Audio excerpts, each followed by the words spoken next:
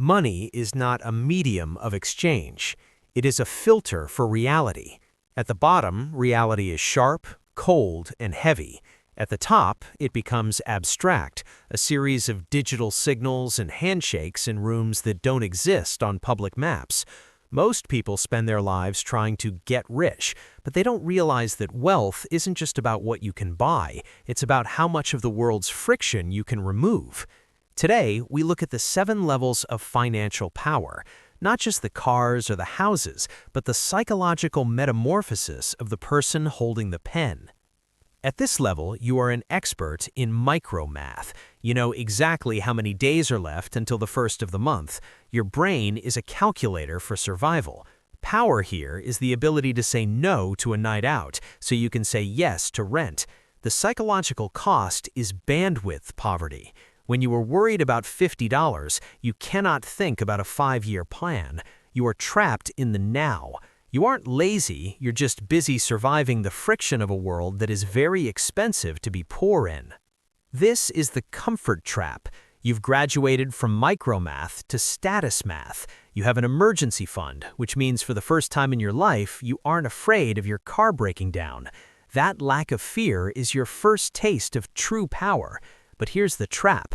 You start trading your time for signs of wealth. A slightly better zip code, a watch that tells people you've arrived. At this level, you are the fuel for the machine. You work hard, you consume, and you maintain the middle-class dream. You have freedom of movement, but you don't have freedom of time. This is the threshold of optionality. At $3 million, something strange happens. The work-to-live cycle breaks. If you invested it modestly, you'd never have to work again. This is where most people's ambition dies, or where it truly begins. You stop asking, "Can I afford this?" and start asking, "Is this worth my time?" You begin to outsource the friction of life. You don't mow the lawn, you don't book your own flights, you are buying back your mortality.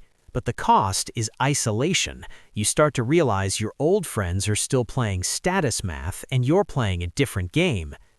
Now you aren't just buying time, you are buying systems. You own the companies that level 2 people work for. Your wealth is no longer a pile of cash, it's a living, breathing organism of equity and debt. Power at this level is proximity. You aren't calling customer service, you have the personal cell phone of the bank's regional VP. You start to see the world as a series of plays. You don't see a housing crisis, you see a distressed asset cycle. The human cost of your decisions becomes a line item on a spreadsheet. You tell yourself it's just the market. At $500 million, you are no longer a person, you are a family office. You have a team of 5 people whose entire job is to make sure your money doesn't disappear. You don't check a bank app, you receive quarterly reports that look like intelligence briefings. Power here is regulatory. You don't follow the rules, you sit on boards that suggest how the rules should be written. You move through the world in a wealth bubble, private terminals, private security, private medical. You haven't touched a door handle in a public building in years. You are protected, but you are also a prisoner of your own scale. This is the level of geopolitics.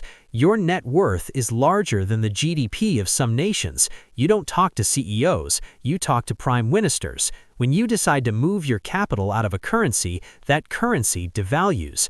This is the God complex stage. You start to think you can solve death or space travel or the climate. Your ego is reinforced by 1,000 yes men. Reality is now whatever you say it is.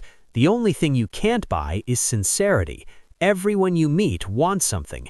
Everyone is a player, and you are the ultimate prize. Every level of power solves one problem, but creates a new one. The survivalist wants a meal. The sovereign wants a legacy. But in the end, the machine doesn't care who's at the top. The market opens at 9:30 a.m. regardless of your name. The question isn't how much power you can grab. The question is, when you reach the final level and look back at the 22-year-old you used to be, do you even recognize him? Or did you trade the person for the power?